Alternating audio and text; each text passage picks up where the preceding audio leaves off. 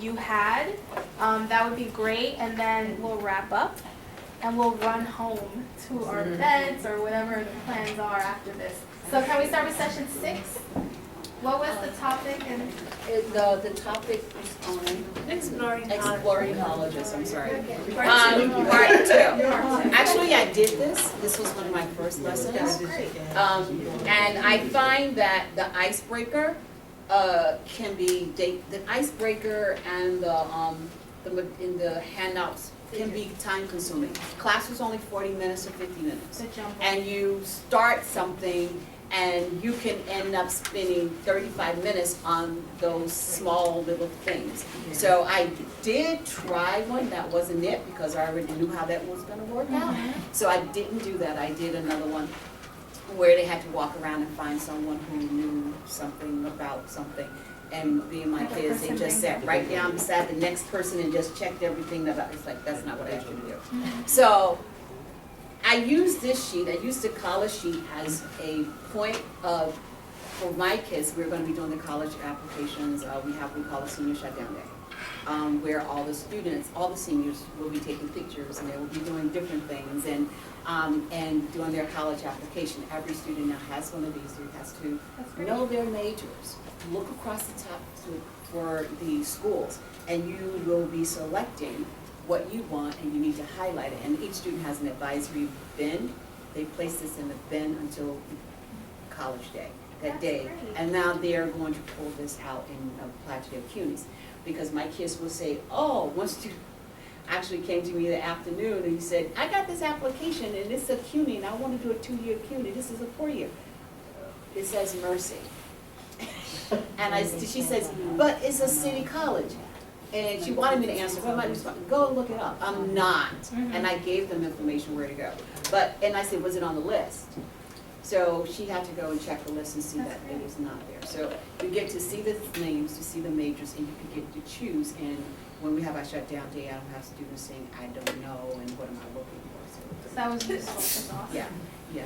That's a way of using it outside of the session. And the information about the GPA and the SATs throws them off. My kids always under the impression there's 3 parts and there's only 2. And they get really concerned when I say, no, you don't have the SATs and you're not eligible for the 4-year schools because of the regions. And they get confused, they get really confused. So I just tell them to make sure they have at minimum 3 2-year schools. Okay. And the other ones, they can do whatever they want to do, but you gotta have at least 3 Yeah. 2-year. That's great. Thank you, Brenda. 7? Yeah, that's us. We was talking about how to break barriers, and we was like saying that when it's time for the kids to do, like they like the activity part, but when it's time for them to do the journal, they like all give up. So I was saying that the last time what I did was I extended the activity a little longer so they could just keep getting involved, and you know, they use their own brain, they use it. We don't really have to get them to, like, because we only come one every Friday. So just to get them going, just extend the activity and just to modify, you know, this lesson plan so that to keep it going. Because I don't know about everybody else, but my kids, like, it's first period and they hate first period. If they get there first. If they get there, but I have to bribe them because I'm coming in Friday, you know, especially my seniors. You know, they would come, and then if I could just keep them going, they keep going. Yeah. So they said they're gonna try it. Cool. Thank you. 8? No, 9? No, 8.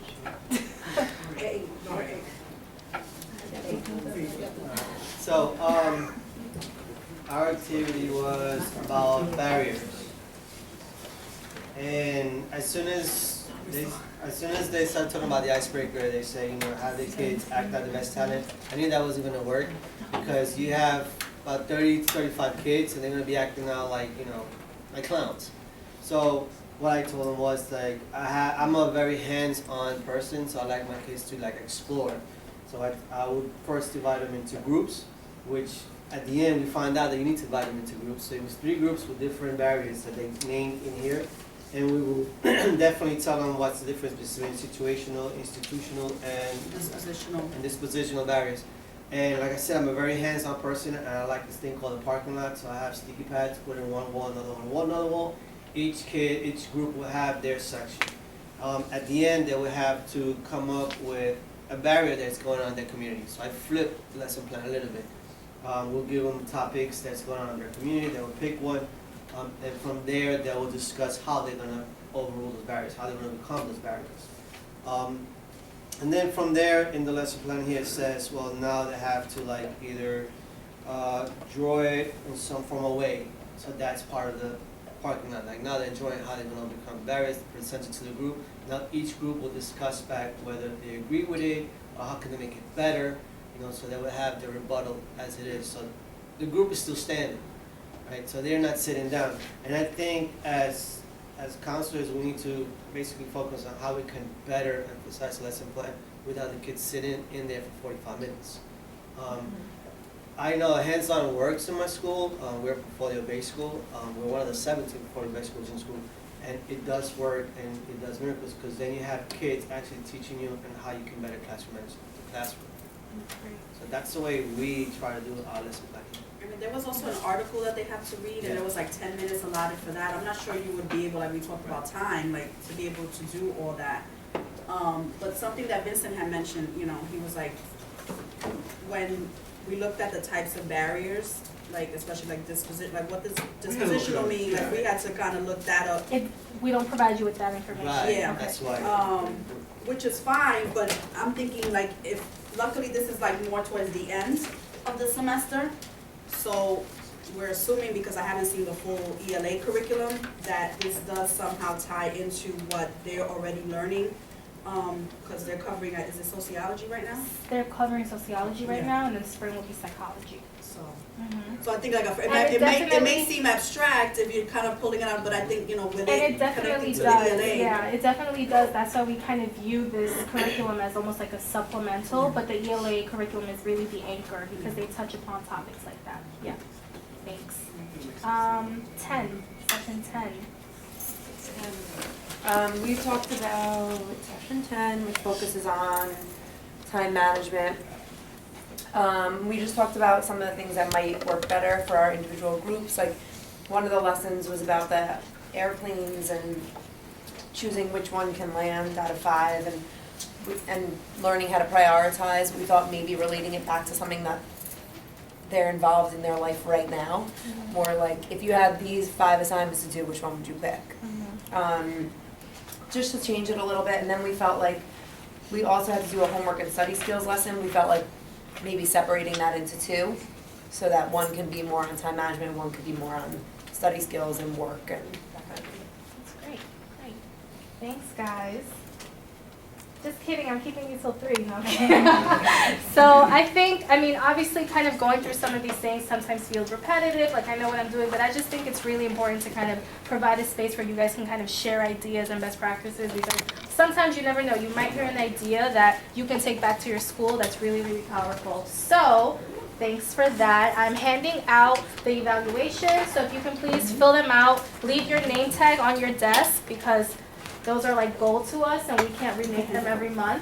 Next month, the PD is going to be on November 12th. It's going to be the, it's going to be the options training and hopefully also apricot training. I would suggest if you guys can make it, the options does really, really great financial aid trainings. They typically, unless your school kind of has a relationship with them, there's like costs associated and there's no cost to it with us. So I definitely say come. And just look out for the cat doodle email that will be sent out Monday. The LINCT scholarship, which is essentially the application fee waiver that will be sent Monday. And that's it. The ambassador visits to be determined, but you'll see that soon enough, okay? And it was nice seeing all of you guys. Have a great weekend. I'm going to pass these along.